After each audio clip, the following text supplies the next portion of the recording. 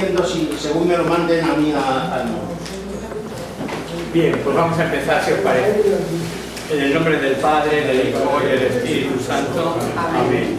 Jesús, luz verdadera que ilumina a todo hombre, luz que llega a este mundo.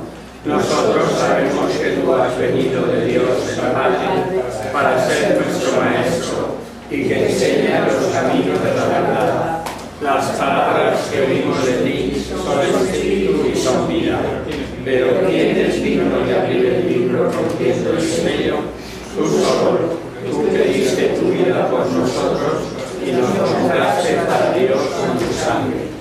Danos a conocer los misterios del reino de Dios y las inagotables riquezas de tu corazón. Descúbrenos los tesoros de la sabiduría y de la ciencia de Dios que en ti se ocultan.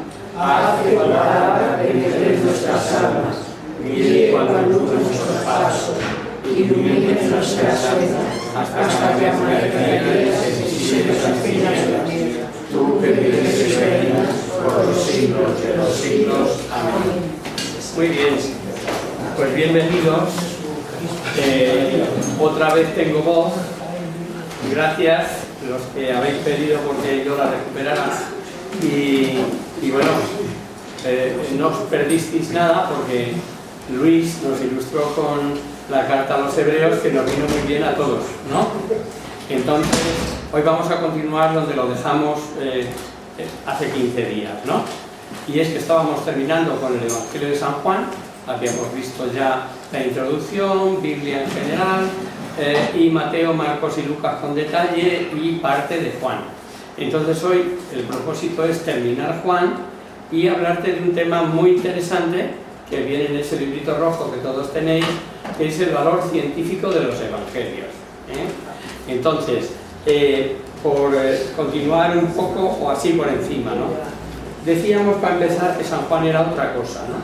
Que mientras Mateo, Marcos y Lucas nos narran las mismas cosas, con distinto lenguaje, con distintas palabras, cada uno con su propia tesis, escribiendo para sus propios destinatarios, todo eso lo habíamos visto, y decíamos que Juan era otra película. Juan no tiene nada que ver, es el hombre que ilumina con su evangelio todos los evangelios, si me permitís. ¿Cuál es la tesis? Esto también lo dije, pero lo recuerdo.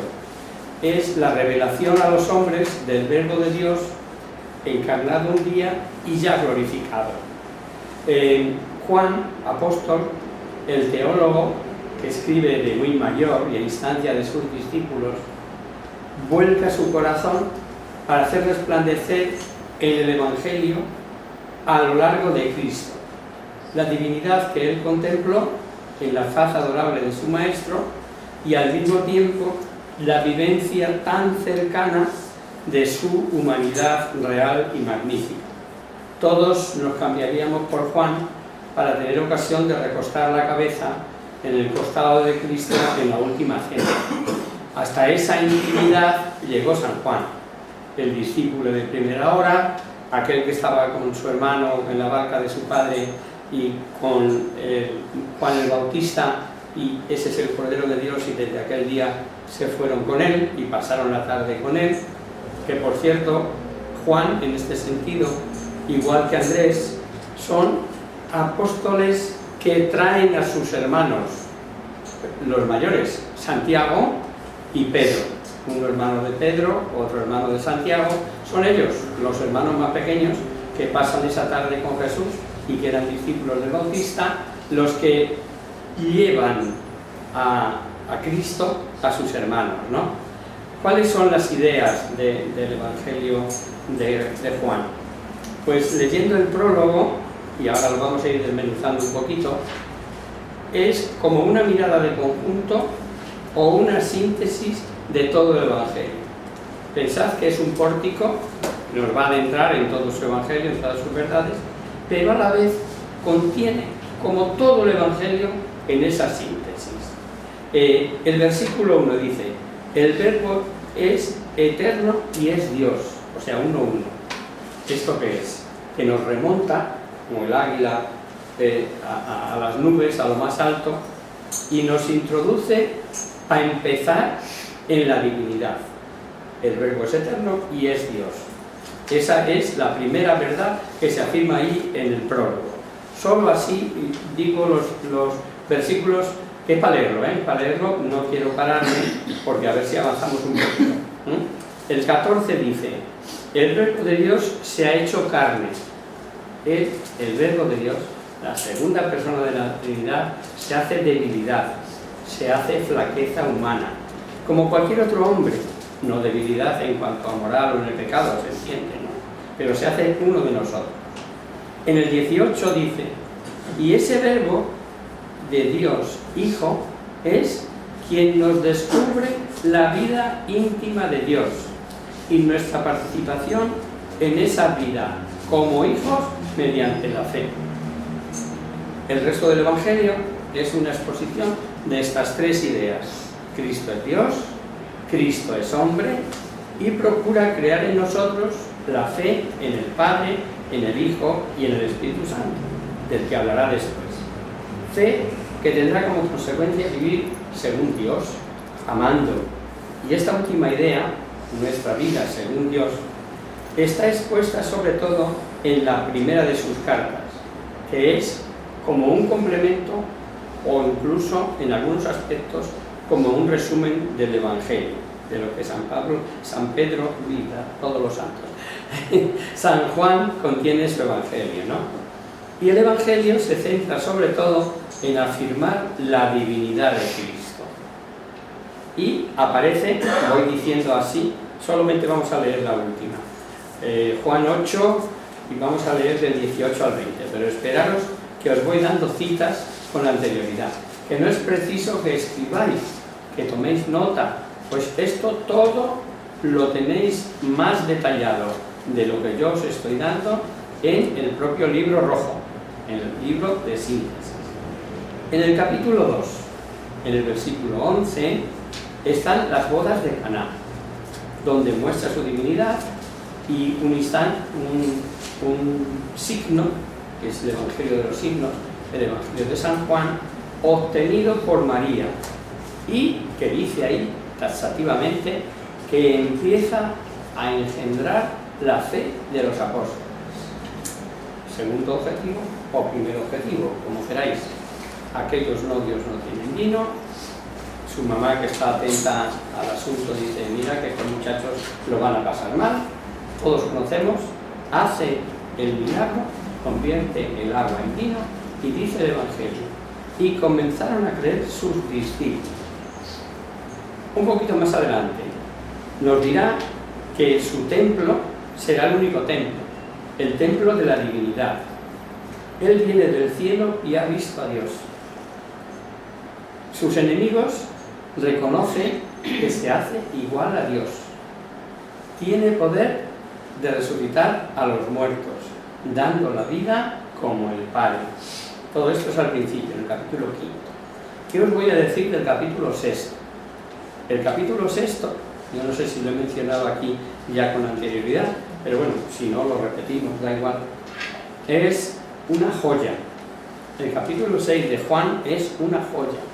Una joya que no está tan escondida, pero que si se pasa por alto, no entenderíamos, para empezar, la institución de la Eucaristía. Ni carne verdadera comida, ni sangre verdadera bebida, el que come mi carne, el que bebe mi sangre, tiene vida, etcétera, etcétera, etcétera. Pero hasta el punto que fue el mayor fracaso oratorio de Cristo.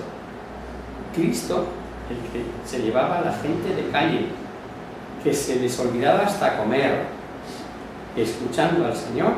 Aquí, cuando el Señor anuncia la Eucaristía, el famoso capítulo 6 de Juan, en la sinagoga de Cafarnaúm, uno por aquí, otro por allí, se largan todos, porque está diciendo que no come ni carne. Fagocitosis. A eso les sonó lo que lo oía. Dice: mira, este tío ha perdido la cabeza. Y uno por aquí, otro por allí.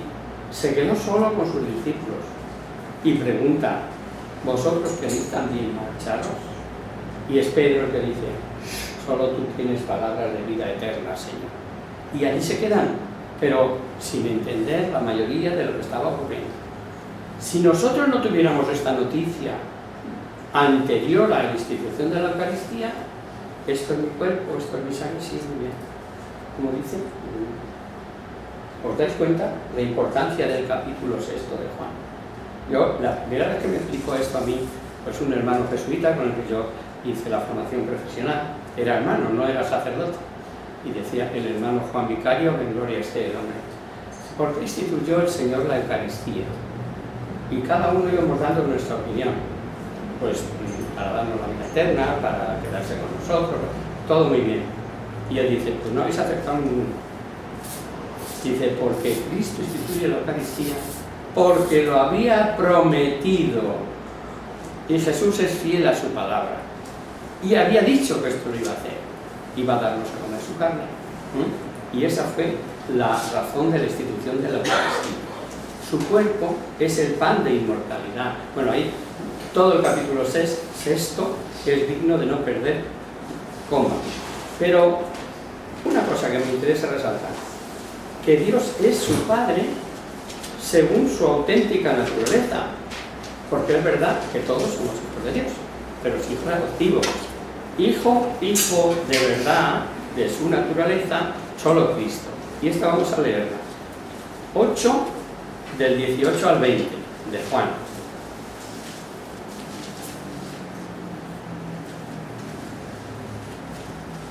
Soy yo quien doy testimonio de mí mismo, pero también da testimonio de mí el Padre que me envió.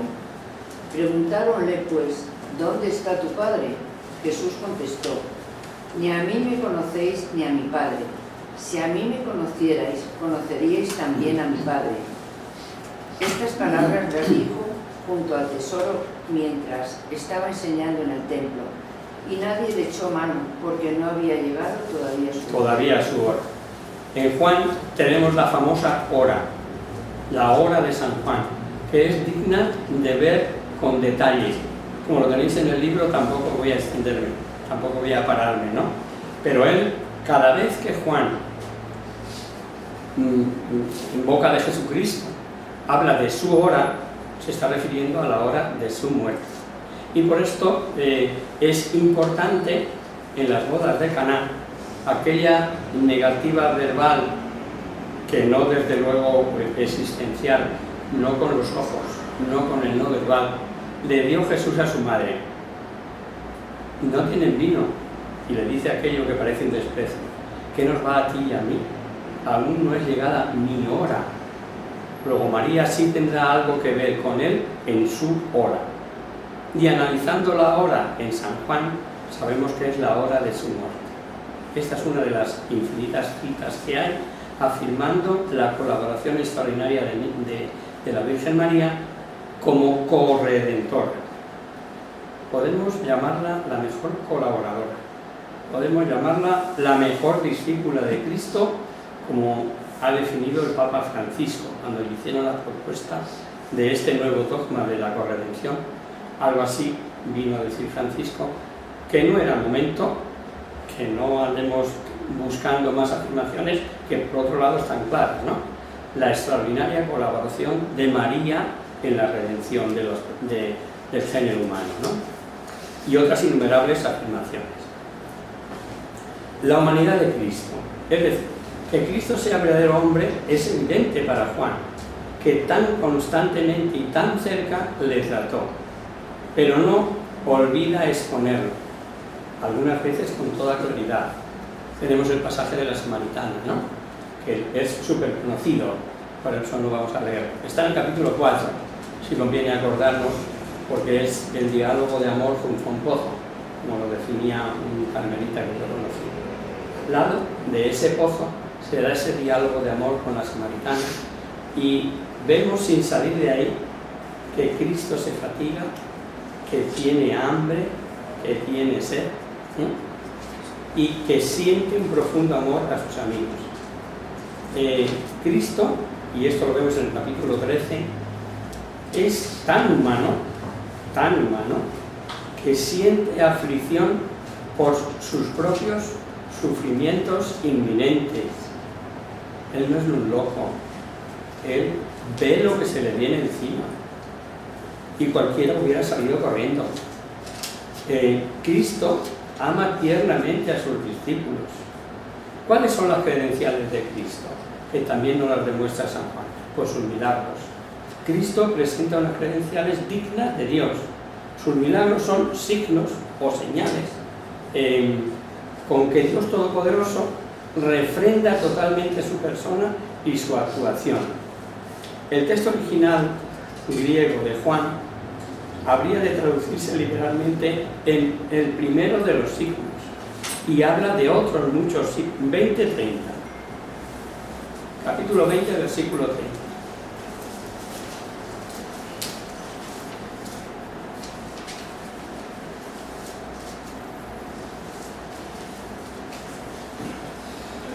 Muchas otras señales hizo Jesús en presencia de los discípulos, que no están escritas en este libro. Y estas fueron escritas para que creáis que Jesús es el Mesías, Hijo de Dios, y para que creyendo tengáis vida en su nombre. Tiene importancia esta cita porque es como recopilar todo. Quizá es que he ido pasando lista, pues este es otro signo, pues este es otro milagro. Y una vez vistos todos los que se narran explícitamente en el Evangelio, por si nos queda alguna duda, nos dice, esto es una muestra. Muchísimas cosas hizo Jesús que no están escritas en este libro, y si hubiera lugar a escribirlas, no podría contener, esto es una hipérbole, claro, una exageración, que contuviera ese libro todos los signos que Jesús hizo, ¿no? El fin que pretende es nuestra fe, que se crea en Él, como se cree en el Padre. Dice en el capítulo 14, ¿creéis en Dios? Creed también en mí. Y Él es el que nos descubre la vida íntima de Dios, Padre, Hijo y Espíritu Santo. Por ejemplo, buscar 14, 16, 17. Y yo rogaré al Padre y os dará otro abogado que estará con vosotros para siempre, el Espíritu de verdad que el mundo no puede recibir porque no le ve ni lo conoce. Vosotros me conocéis porque permanece con vosotros y está en vosotros. No os dejaré huérfano, vendré a vosotros. Todavía un poco de... Suficiente, Alicia. En ese capítulo 14 habla con detalle del Espíritu Santo. Habla de su Padre, Él por sí mismo, que es el mensaje, dice quién es y de parte de quién viene y da sus credenciales. Y por último habla de la tercera persona de la Santísima Trinidad con absoluta claridad. La Iglesia, esta es otra idea de Juan. Esta fe en Cristo congrega alrededor un grupo de discípulos, los que él llama los suyos, por oposición a los judíos que no le reciben. Y aunque no se diga explícitamente la palabra iglesia, equivale a decir su iglesia, porque la iglesia es un nombre técnico que designa o resume a los que especialmente se juntan o se adhieren separándose de los que se oponen y le persiguen. Es permanente la idea de la iglesia. Otra idea importantísima, por eso digo que tiene tanta doctrina que estaríamos hablando de San Juan pues un montón de tiempo, ¿no? Los sacramentos. A su grupo, a su iglesia, transmite unos poderes simbolizados en el Espíritu Santo y hechos realidad visible en los sacramentos. Son acciones de su poder y tienen como fin unirnos a Él para transformarnos en Él, o sea, divinizarnos. Y Juan habla con detenimiento del bautismo, por ejemplo en el capítulo 3, habla con detenimiento de la Eucaristía, ya os he aludido el capítulo 6 con muchísimo detalle, y habla también de la penitencia. Cuando resucita y con las puertas cerradas, por miedo a los judíos, entra y dice paz a vosotros, etc., ¿no? Y instituye el sacramento de la Eucaristía. El Evangelio de Juan es, pues, os digo cosas y no os digo las citas, porque os voy a hacer trabajar con el libro. Así no solo lo llevamos a casa y lo traemos, sino que lo miramos. El Evangelio de Juan es el Evangelio de la encarnación de Dios, Dios y hombre. Y ya he dicho, es el Evangelio de los signos o credenciales de Cristo Dios. es el Evangelio de la fe. Es bonito el análisis y la exégesis que se puede hacer de la fe con que el que crea en mí tendrá vida, etc., en el capítulo 6 del anuncio de la Eucaristía. Es el Evangelio de la vida íntima de Dios, el Evangelio de la Iglesia, el de los sacramentos, que os he dicho ya. Y finalmente, el Evangelio de los grandes símbolos del Antiguo Testamento cumplidos en Jesús. Cristo es el Cordero inmolado, el que libra a su pueblo. Cita que podéis encontrar en el Éxodo. Cristo es la serpiente salvadora, y podéis encontrar en Números. Cristo es el verdadero maná, el verdadero pan del cielo, también de Éxodo. Cristo es el buen pastor, Cristo es la vid verdadera y Cristo es el templo nuevo y definitivo. Bien, una nota global sobre los evangelios. Si quisiéramos trazar en 2 líneas una idea de conjunto de los 4 evangelios que acabamos de ver, podríamos decir de ellos como si fuéramos, imaginaros que sois pintores todos ahora, y vamos a hacer un cuadro. El Evangelio de Mateo nos presenta el dibujo general, la distribución de los personajes, la perspectiva total. El de Marcos nos da los brochazos más salientes, las pinceladas más vivas, nos proporciona los grandes contrastes. El Evangelio de Lucas aporta los perfiles más bellos, los matices más primorosos, la delicadeza de rasgos. El Evangelio de Juan inunda todo ese conjunto de una impalpable y maravillosa luz. Es el que da la profundidad al mensaje y nos descubre algo muy importante, el interior, lo más íntimo del corazón de Cristo, desde el punto de vista humano y desde el punto de vista divino. Es el gran testigo. Juan es el testigo por antonomasia. Solo él, como os he dicho, reposa la cabeza en el pecho de Cristo, solo él se lleva a su madre cuando en el Calvario muere Jesús, es único. El gran teólogo, el místico que ha matizado dentro de sí, reflexionado, experimentado toda su vida, el que le da la profundidad teológica, y un buen día le dicen sus discípulos: maestro, escríbenos todas sus experiencias, ¿no? Y de mayorcito, hacia el final del primer siglo, escribe su Evangelio. Y doy una cita del concilio, de la Ley Verbum 19, que es como que quede flotando en el ambiente a propósito de los evangelios lo que dice el concilio. La Santa Madre Iglesia ha mantenido y mantiene con firmeza y máxima constancia que los 4 evangelios mencionados, cuya historicidad afirma sin dudar, narran fielmente lo que Jesús, el Hijo de Dios, viviendo entre los hombres, hizo y enseñó realmente hasta el día de la ascensión. Dei Verbum, no se os olvide. Es la Constitución que habla de la palabra de Dios en el Concilio Vaticano II, y que aprovecho para deciros que el Vaticano II es el gran desconocido. Es una asignatura pendiente si no lo habéis leído con detenimiento, porque todos sus decretos, sus constituciones, no hacen más que afianzar, apuntalar el mensaje recibido a lo largo de los siglos a través de la tradición en la Iglesia. Y por último, o por principio, como queráis, acometemos esta lección que teníamos prevista para hoy, que lo de terminar con Juan y eso era ya que lo debíamos. Bien, y es la que viene en vuestro libro como número 4, el valor científico de los evangelios. Al estudiar científicamente el texto griego de los evangelios, admitido como base por la Iglesia Católica, se ha comprobado con admiración ciertas cualidades insospechadas.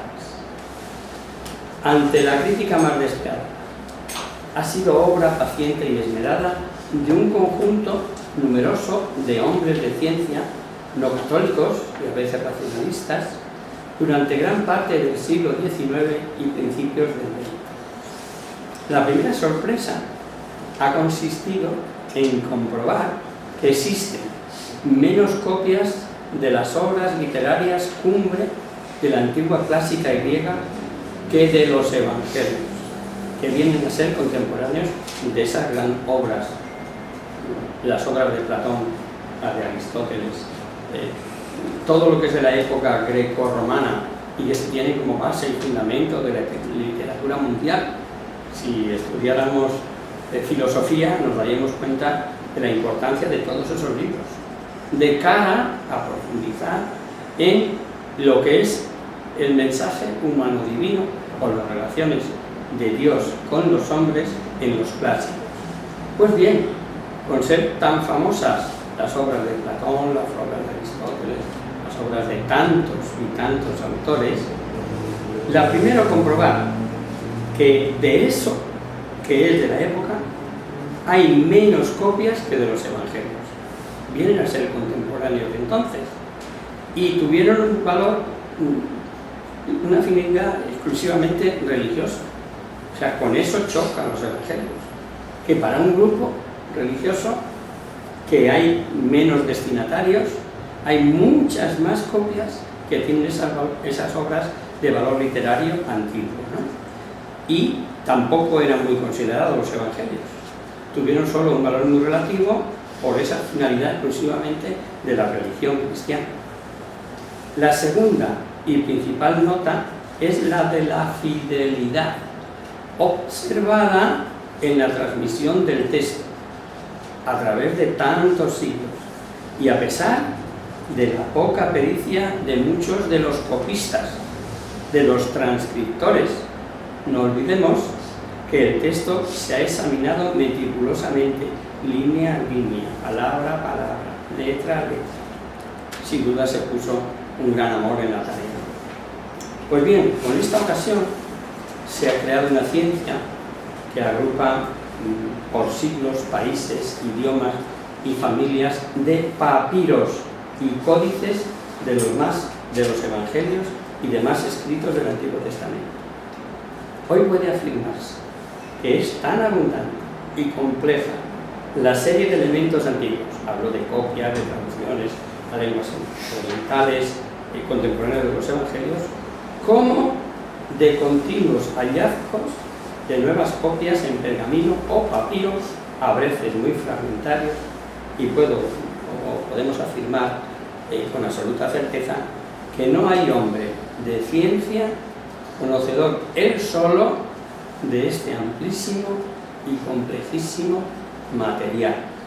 Se trata de una ciencia, la papirología, y no hay ningún especialista, ningún papirólogo que domine los códices, que sea capaz de conocerlos todos y a los que dedican su vida.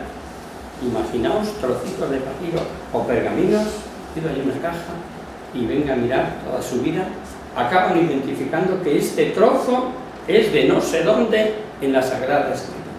Así nos movemos, ¿no? ¿Y esto qué vamos a hacer nosotros? ¿Qué es? Retroceder en busca de la verdad. ¿Por qué? Porque con este conjunto de copias, totales o fragmentarias, y retrocediendo desde el siglo XX para atrás, no olvidemos que hasta el siglo XV no se descubre la imprenta y consiguientemente hasta entonces las copias debieron realizarse una a una y apoyándose en el texto anterior, claro. Pues retrocediendo en los siglos llegamos hasta el siglo IV de nuestra era, 300 y pico. De esa época poseemos en pergamino y de origen diverso manuscritos completos de los evangelios, pero de los siglos III y II, aproximándonos a Cristo, no existían copias de los evangelios. ¡Ojo! Pero de ninguna obra alguna de la antigüedad. Todo por el tiempo había sucumbido a la vejez de los materiales, en fin, las últimas persecuciones, se destruyeron los códices más sagrados la invasión de los bárbaros que ocurrió en el siglo V. Eso tenía especial razón de ser para las copias de los evangelios, realizadas, como os digo, frecuentemente en materiales sencillos, baratos, como el papiro, porque el pergamino, al fin y al cabo, todavía es escrito en una piel de animal que ha sido raspada, casi no sé qué, y sobre eso escribes y se lee. Pero una hoja de junco puesta sobre otra y haciendo algo que se parece a un papel rudimentario que acaba desmenuzándose, y imaginaos para sacar de ahí lo que hay escrito, ¿no? Pero bueno, ya que numerosas iglesias poseían estos papiros o estos pergaminos, se llega a la redacción de los evangelios del siglo I. El Evangelio de Juan, el último escrito, como os he dicho, se había realizado, según parece, en el final del siglo I. Sin embargo, del cristiano del siglo XXI, tenemos la absoluta seguridad de poseer en el texto ese completo del siglo IV una reproducción fiel del original primitivo, y la demostración era contundente. Fijaos, cogedme la idea. Se había hecho tanto uso por parte de los escritores cristianos de los siglos IV, III y II, no olvidéis que caminamos hacia atrás, de frases de los evangelios, que solamente con las que existen en las obras de 7 autores de esos siglos se podría reconstruir en toda su integridad el texto de los evangelios. Estos autores son Justino, Irineo, Clemente, Orígenes, Tertuliano, Hipólito y Eusebio. Y entre ellos hay obispos, sacerdotes y seglares. Y de estos últimos, filósofos, profesores y abogados. Estas citas forman un total de 26.487 en sus obras, no hablo de los códices del Evangelio. Y en realidad tenemos prácticamente, de hecho, como en un gran mosaico, la reproducción de los 4 evangelios, que coinciden con esos códices del siglo IV. Conclusión: certeza sobre el texto. Así se ha comprobado científicamente que la posesión pacífica por parte del cristiano moderno del texto auténtico del Evangelio original descansa en un fundamento absolutamente inconmovible. Después veremos cómo adquiere aún mayor fuerza este argumento debido a descubrimientos posteriores recientes. Hemos hablado de los códices del siglo IV, de que hay toda una ciencia de papirología, y que el que quiera que se meta en ello, que ahí tenemos trabajo, para descifrar en esos fragmentos de papiro y de pergamino frases de la Sagrada Escritura, frases de los evangelios, ¿no? Pues bien, los autores de los evangelios, ¿de verdad eso lo escribió Juan? ¿Eso es de Mateo? Si estamos hilvanando, si estamos surciendo, si estamos recomponiendo, porque eso sé yo que esto es del evangelista tal o el evangelista cual. Pues mirad, paralelamente a estos documentos hay una serie de testimonios escritos, científicamente admitidos, sobre la autoría de los evangelios. Testimonios que se remontan hasta la primera generación cristiana de obispos, incluso hasta el mismo Juan. Os digo algunos. El más antiguo, escrito y científicamente comprobado y válido, es el de un sencillo obispo de localidad secundaria de Asia Menor, de Hierápolis. El nombre del obispo, Papías. Papías de Hierápolis fue discípulo del apóstol San Juan y regía la comunidad cristiana de allí, de Hierápolis, en Frigia.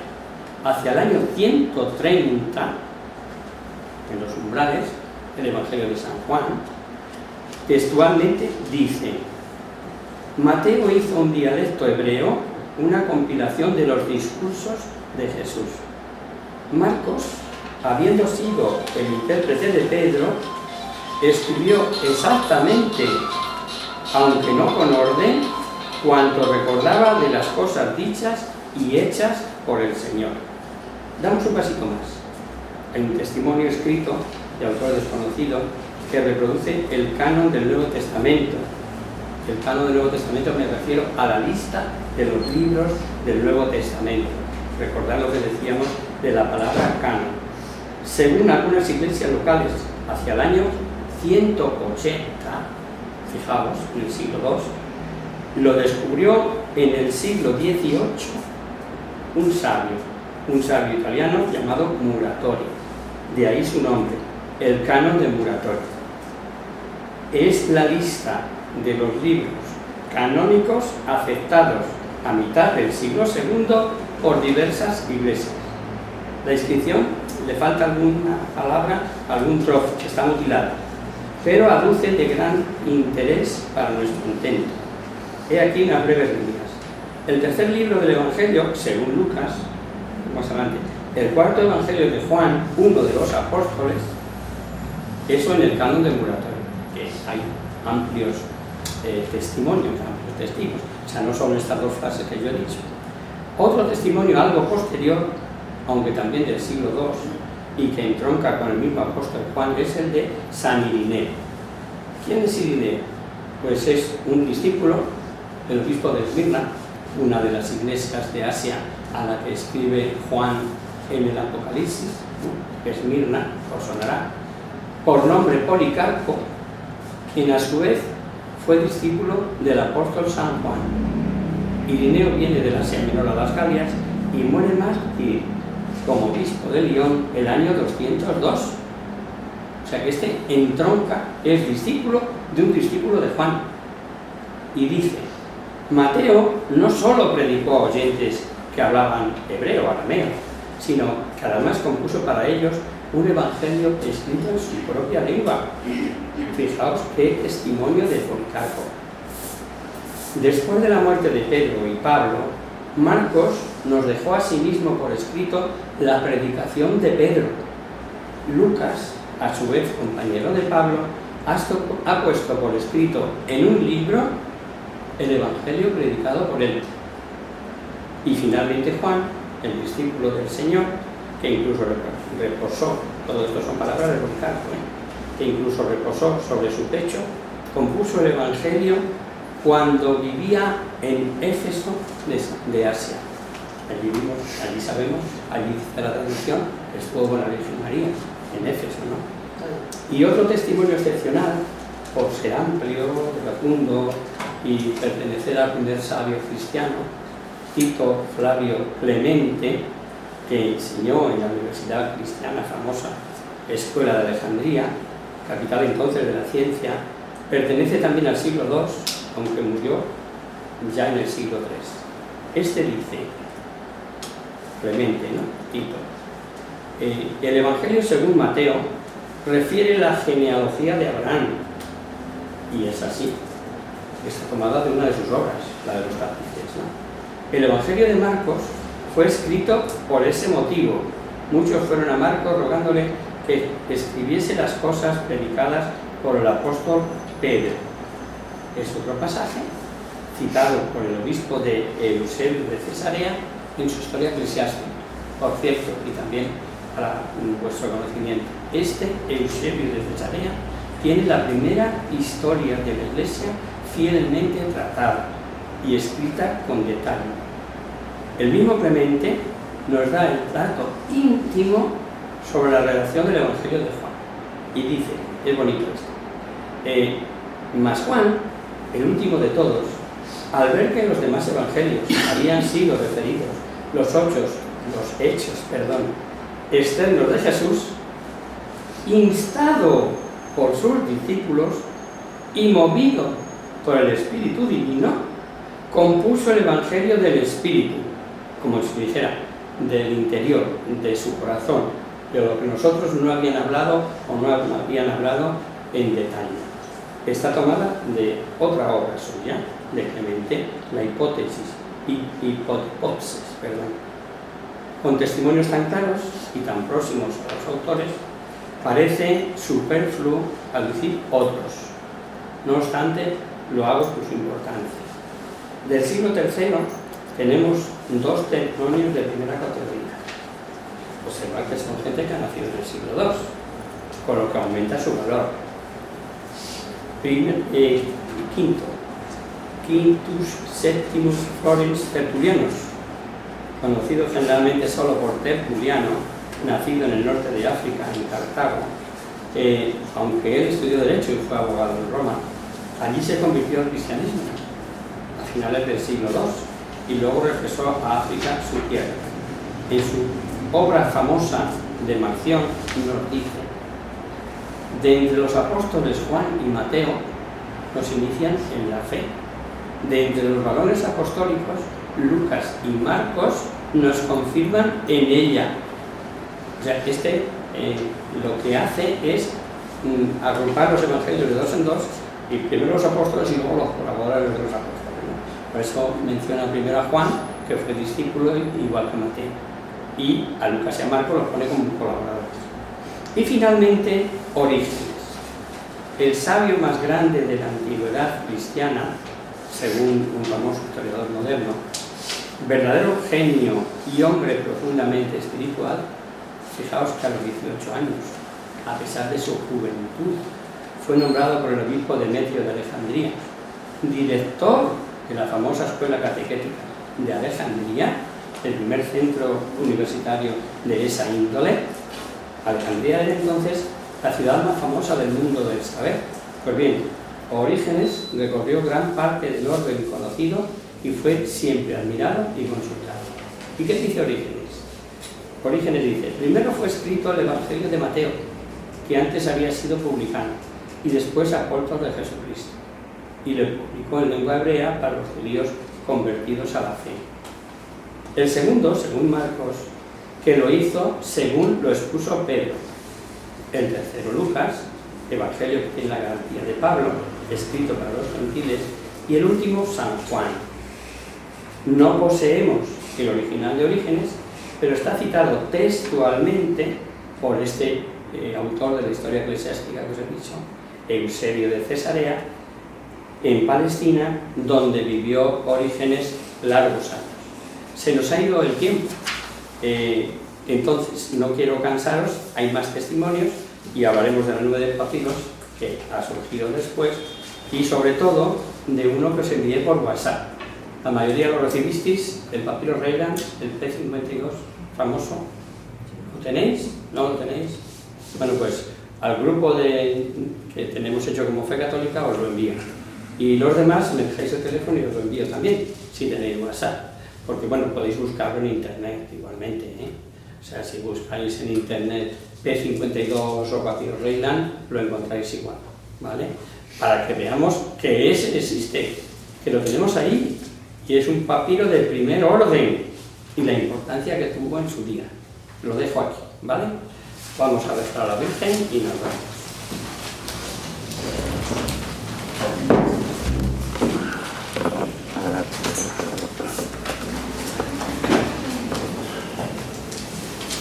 En el nombre del Padre, del Hijo y del Espíritu Santo. Amén. Virgen, bella Madre, bendiga del cielo, en cuyos rostros brillan santos y se contemplan los ángeles. Haz que nosotros los hijos nos parezcamos a ti, y que nuestras almas reciban un rayo de esa belleza tuya, que no decaiga con los años, sino que brille en la eternidad. María, la sol del cielo, despierta por la vida, la vida y la muerte, que ilumina los espíritus que hayan las tinieblas, reflejando el rostro de tus hijos, concédenos un deseo de cruz y tu mejor. María, poderosa como un ejército, concédenos nuestra vida victoria. Somos tan débiles y nuestros enemigos ensoberbecen con tantos estragos, mas con tu bandera nos sentimos seguros de vencerlo. Él conoce el poder de tu pie y tiene la majestad de tu mirada. Sálvanos, María, bella como la luna, sois, temible como un ejército ordenado, no levantado en pie de